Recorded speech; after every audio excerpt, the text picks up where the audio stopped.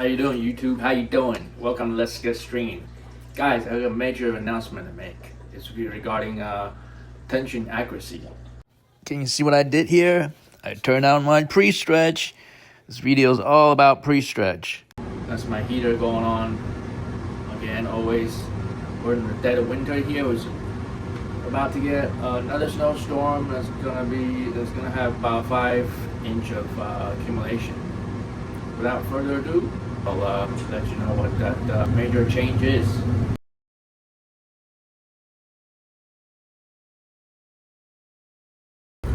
What you may have noticed in my previous videos is that when I check my tension accuracy, I normally have no pre-stretch set up. I normally would only turn on the pre-stretch, 10% pre-stretch for soft strings like multi-filament, synthetic gut, and natural gut. For all polys, I would not do any pre-stretch unless the customer requests for it. And for all soft strings, as mentioned before, if the requested reference tension is, say, 54 pounds or below, I will do by default 10% pre-stretch. Now, if the requested tension is 55 pounds or above, on the higher end, then I would also not do any pre-stretch.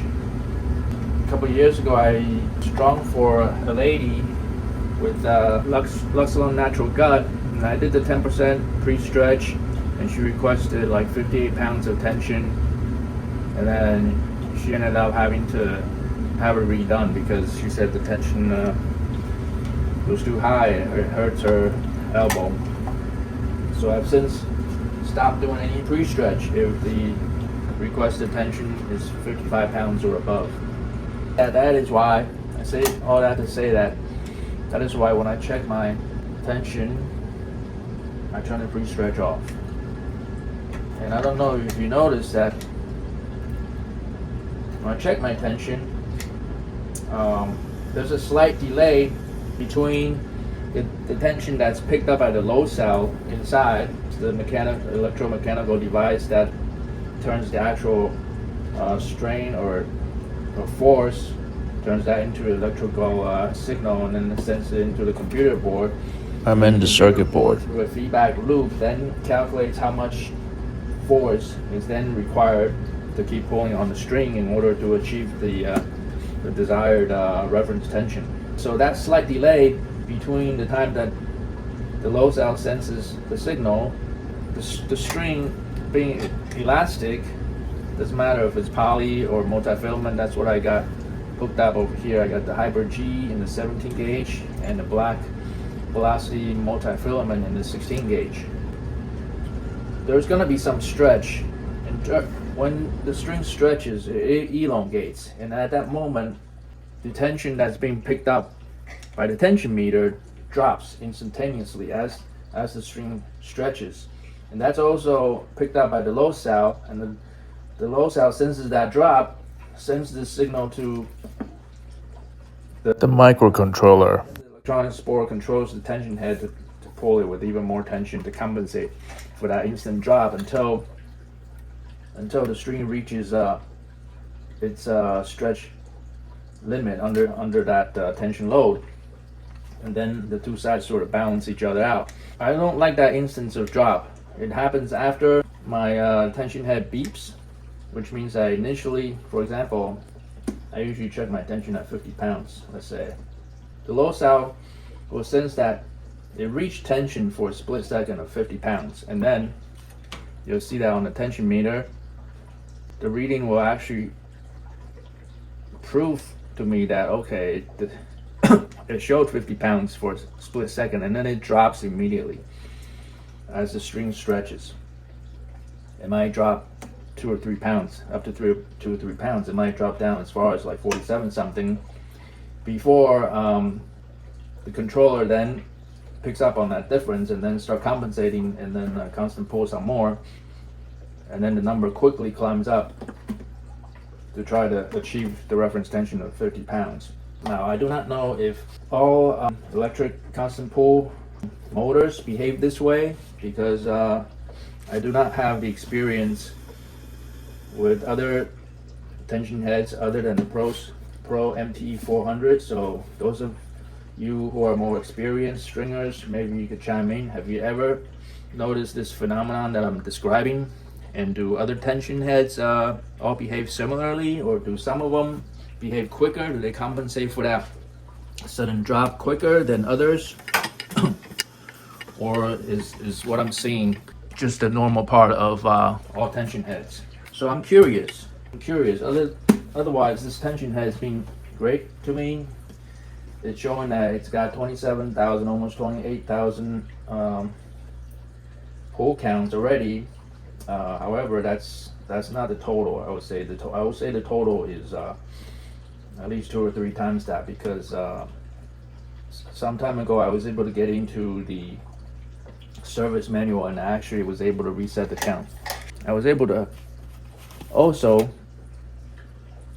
test some of the the motor performance settings in terms of how quickly it pulls, how strong it pulls.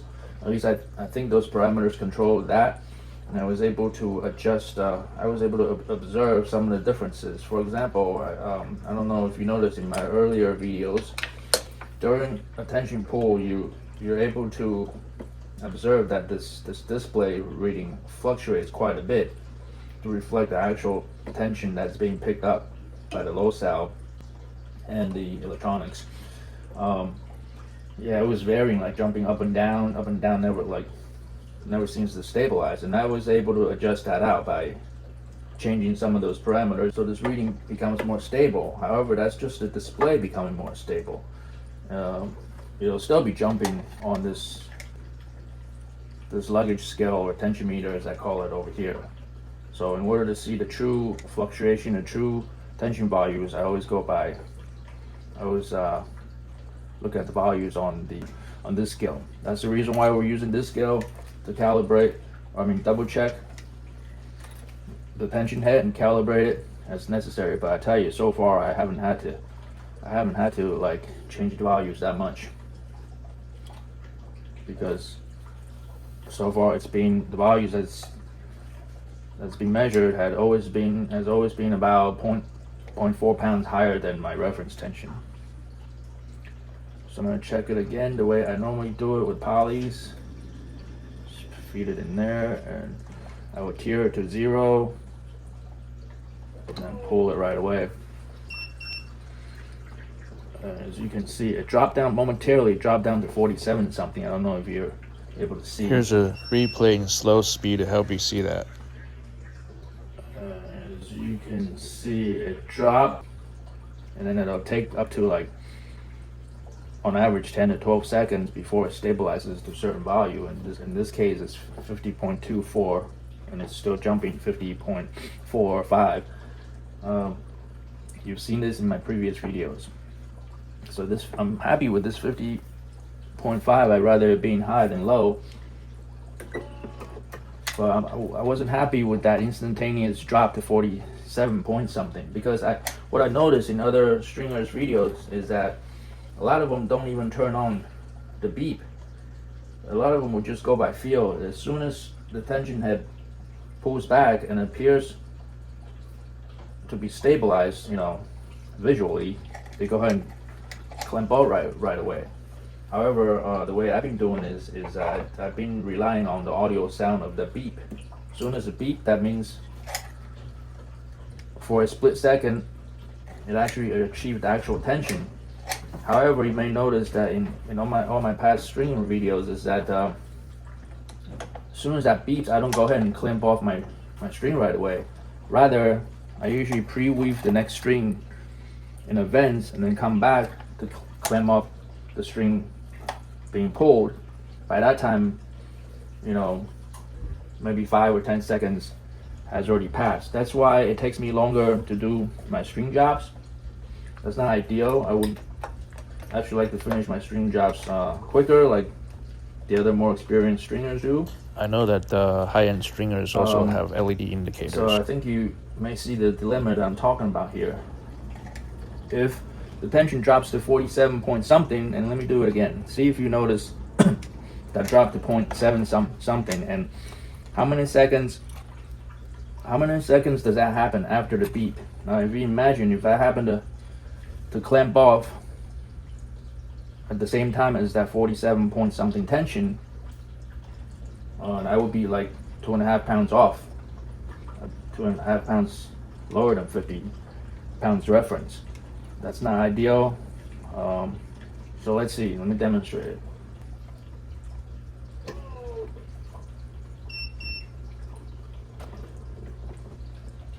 All right, I saw a 48.6. 48.6, I mean, that's 1.4 pounds lower, and that happened like for about a second or two. So I can't, you see what the dilemma is? I can't clamp off right as soon as a beep, because it takes, during that 2 seconds of time, it's gonna drop lower to 48 point something before it picks back up. So in order to achieve the most accurate tension and the highest tension, I had better wait, you know, until the reading stabilizes. How long does that take? Let's try this.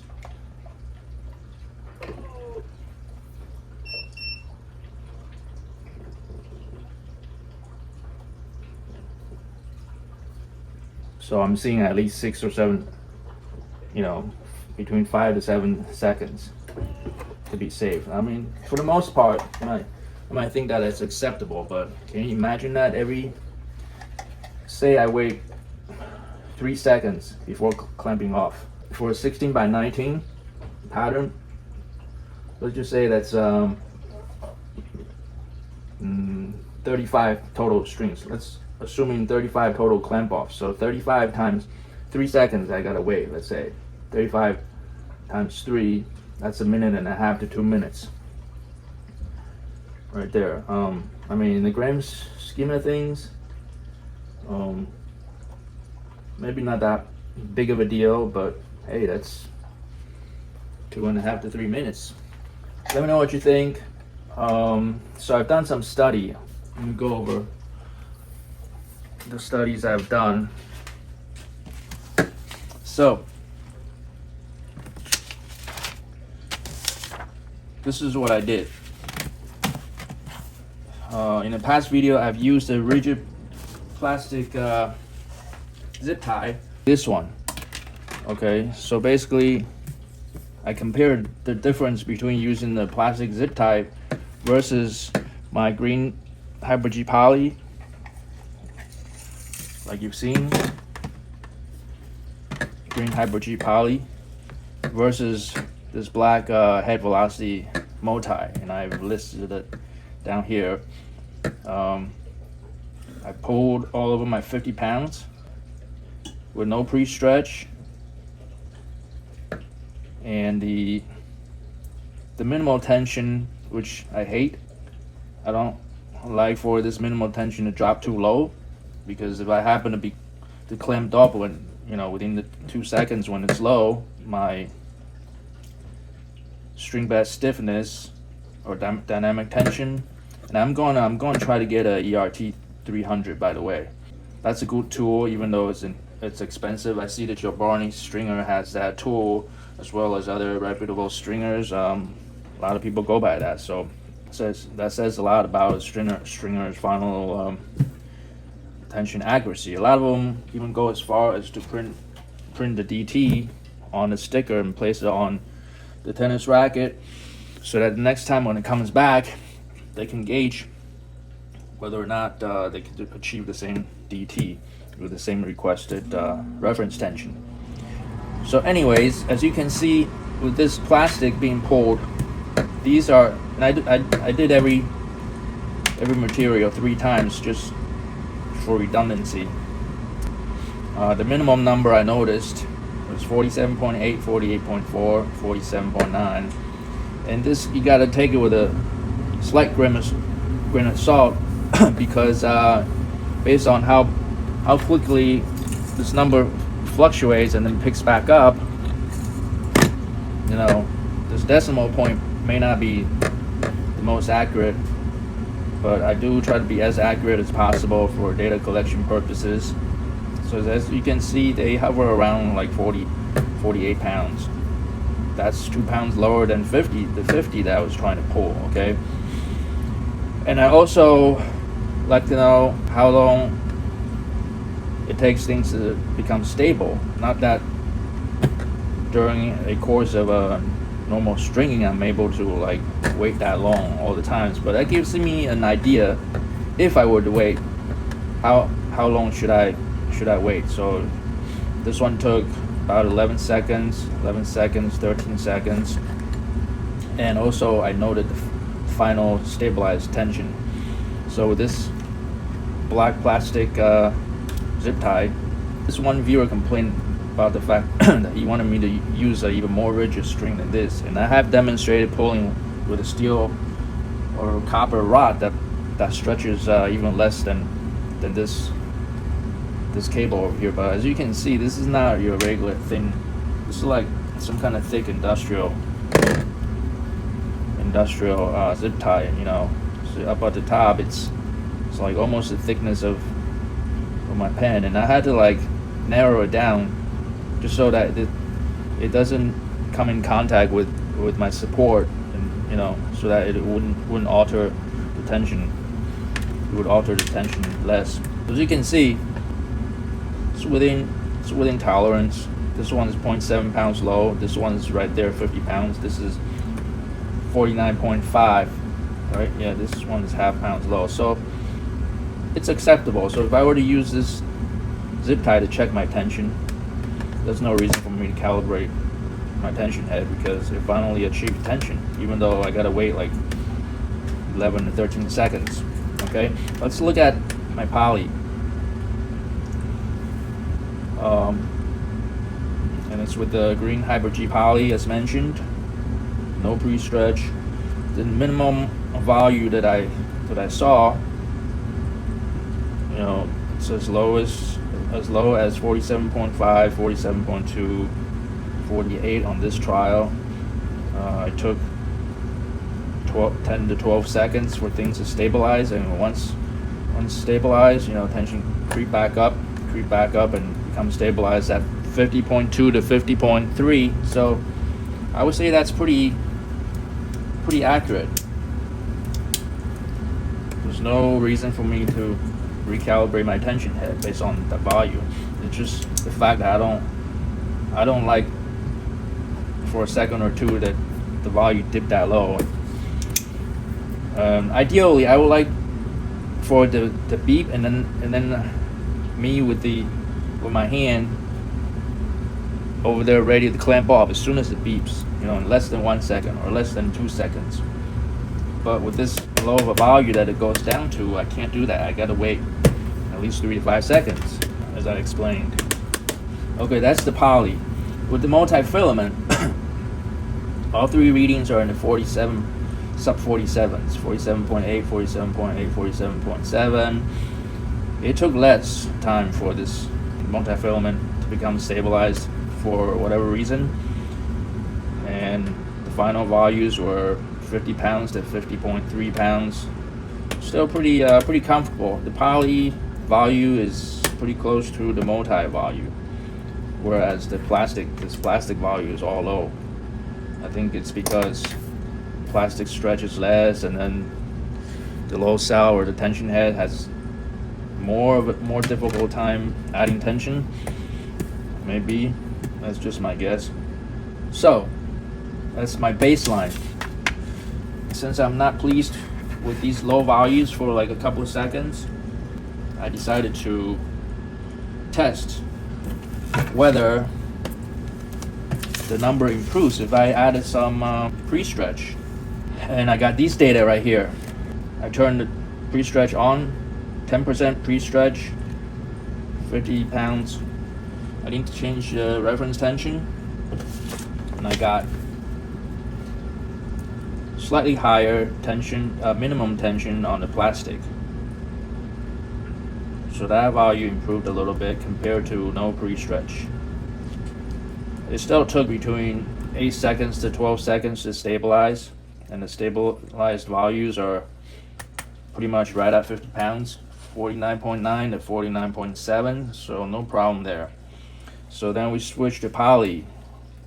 with 10% pre-stretch, and we pulled the lowest minimum number that I was able to pick up visually by looking at the meter. It also improved. Instead of as low as 47 or 48 point some pounds, it got to pretty close to 50 pounds. 49.6 is the lowest, 50.1 is the highest. Now, it's going to be plus or minus point something. If I were to do repeats of another 5 repeats or 10 repeats, this value might fluctuate up or down a little bit, but for the most part, I'm happy with this result. Now, keep in mind, the way the pre-stretch works is that instead of achieving 50 pounds reference tension and just keep pulling as the actual tension drops lower and the repulls, it will actually pull to 55 pounds first for however long that the machine is designed to do, and then it drops down right away. And by doing that, being able to bring this minimum value down, because you pulled 10% high already, therefore the minimum value won't drop down as low. So I believe this, by turning on the pre-stretch, it fixes my complaint. And compared to the amount of time that one would have to wait for the final stabilized value, as you can see, it was 10 to 12 seconds. Over here with the 10% pre-stretch, that number got below 8 seconds. 8 seconds, 5 seconds, 6 seconds. And once again, the stabilized values are between 50.4 to 50.5, and that's not that much of an improvement, just slightly higher than without the pre-stretch. Now let's take a look at the multi. The value, the minimum value also improved by about 2 pounds, or almost 2 pounds. It used to be in the sub 47 pounds, and now it's in the sub 49 pounds, almost 50 pounds right here, 49.5 to 49.8. And it took anywhere between 5 to 8 seconds for it to become stabilized, so that's also shorter compared to with no pre-stretch, and the stabilized values are just slightly higher. It seems like with pre-stretch, I gained about maybe 0.1 to 0.2 pounds, which is pretty negligible. But the minimum value came up. I no longer would have to worry about clamping off when it would drop down to as low as 47 point something. So what this means is that as soon as it beeps, I don't have to worry about it dropping down. I could actually clamp it right off as soon as I hear the beep. So that would save me a few seconds of time per pull. Let me know what your thoughts are. And because this MT400 puller, the minimum pre-stretch I could set is 10%, and then I could do 15%, 20%, to a maximum of 25%. Just for shits and giggles, I tested it at 20% to see if I could notice any more of a noticeable improvement. So I set it at 20%, and I repeated the pulls. As you can see, I have poly new, multi new, so I actually went ahead and cut out the portion that's been pulled so many times already. So these are new sections of polys and multis that I cut out.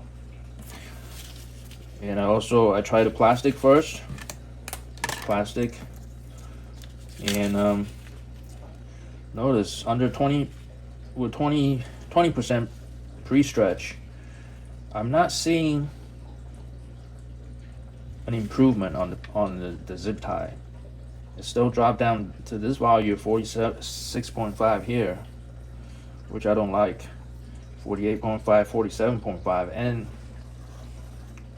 the constant pull would still keep working for more than 14 to 15 seconds before it becomes stabilized. So for whatever odd reason, maybe there's certain things are slipping, or I don't know, maybe I didn't tear it right. Anyways, I didn't like that set of values under 20%. But thank God I don't string zip ties, I string the actual string. So let's look at the actual string. With the new poly, minimum value that it got down to is very close to 50 pounds.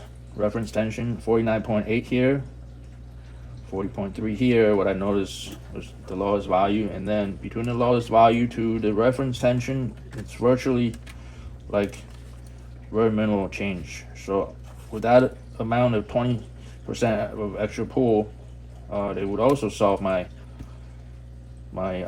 tension drop problem, and the stabilization time is actually shorter compared to 10%.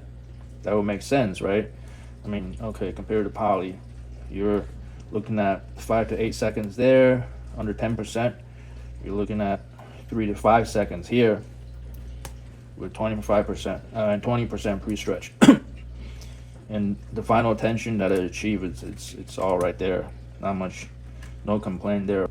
With a new section of the multi, lowest amount, again, perfectly acceptable within half a pound. Even if I clamped it off at 50 point, when it dropped to 50.4, no problem. If it happened to be 49.3, I mean 0.7, no problem. And let's see, but with this multi, for whatever odd reason, there's no improvement on the time that it took to stabilize. So by going from 10% to 20% pre-stretch with the multi, I don't see a dramatic improvement. So what that tells me is that there is no need for me to go from 10%. There's no need for me to string it at 20% pre-stretch, because the downside of using the pre-stretch is that by pre-stretching it too much, you are actually taking some of the permanent elasticity out of the string. You might shorten the usability, the usable time of your string. You want to pre-stretch as low as possible, as you need to. And what else did I do? What if I did no pre-stretch by using the Diablo? As you can see, in my previous video, by using a Diablo on a piece of poly string, I think the string that I used was the blue Mach 10 string, I was able to gain 0.3 pounds on average, 50.4 to 50.7 there. So I use no pre-stretch. I'm using the Diablo, wrapping it normally clockwise. Since I can't wrap this plastic, so I did not bother with that. So instead I just use the poly. I use the Diablo, and again I'm seeing too much of a drop. Going to sub 48 pounds, 47 pounds here, and it took 10 seconds. Now compare with the no Diablo value, it is better, a little bit higher, and the stabilization time is shorter, but there's still a noticeable drop within the first 1 or 2 seconds after it beeps. So that's still not ideal. On the multi, same thing, sub 48 pounds. And on the stabilization time, it actually did worse. It took longer for it to stabilize. It was 8 seconds without using the Diablo. You would think that by using the Diablo, the section of the string in front of the puller should be tighter, because it's wrapped, that it should be tighter, but that's not the case, at least during this time when I do the measurement.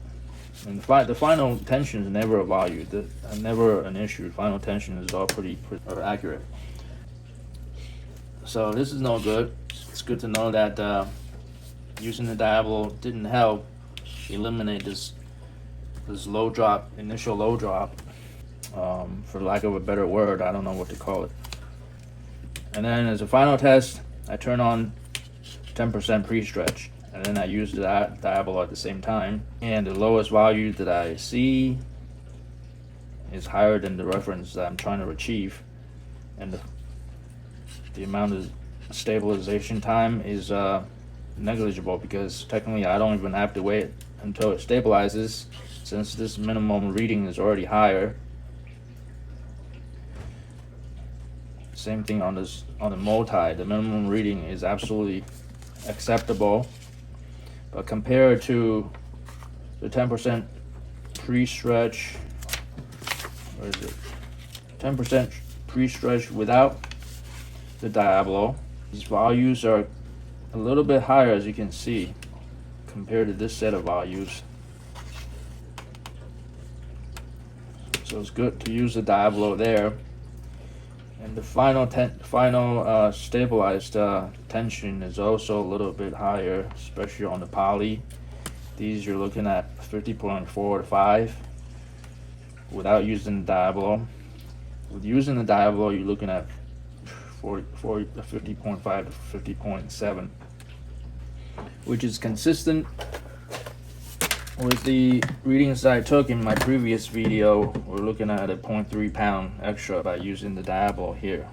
I could go on and on with you repeating this test by wrapping the Diablo around the Diablo all different ways, but you've seen that video already, so I'm not gonna repeat it before people start falling asleep.